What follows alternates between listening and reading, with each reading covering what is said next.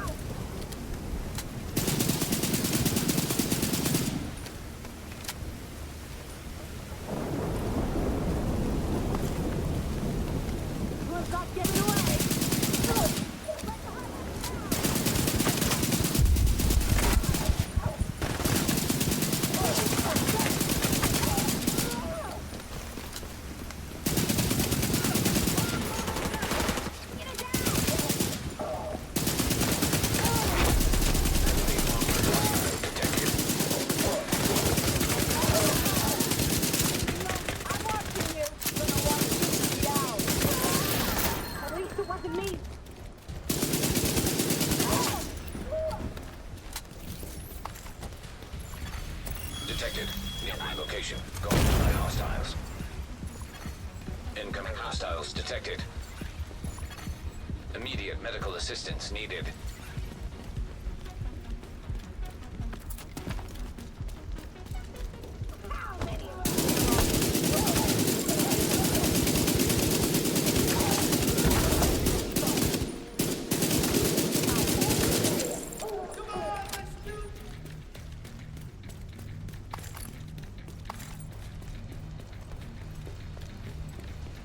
Cover! Take smart shot!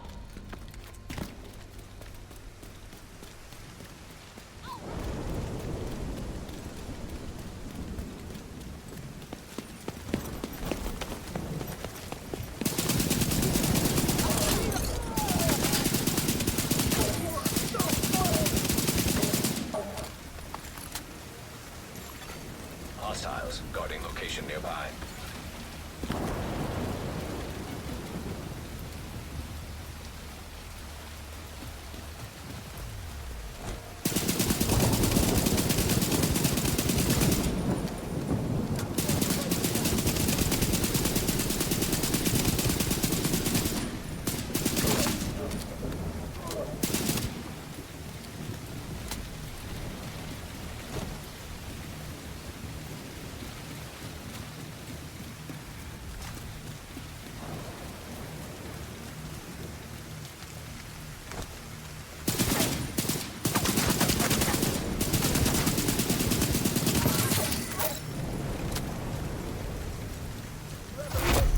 Heavily armored hostile detected.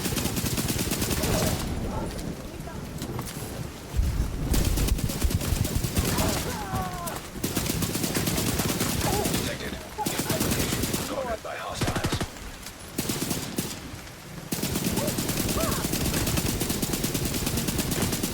Agent, hostiles are retaliating at constant. All right, guys, what is going on? So wanted to show you guys a rifle build today that I really been enjoying recently with these new modifiers.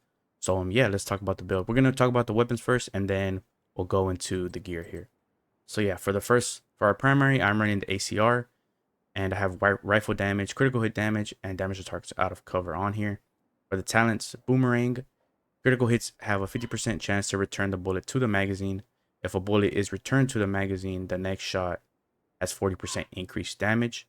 So boomerang for our primary, and then our secondary here we are running the LVOAC with rifle damage, critical hit damage, and damage to targets out of cover. For the talent, I went with killer. Killing an enemy with a critical hit grants 70% critical hit damage for 10 seconds.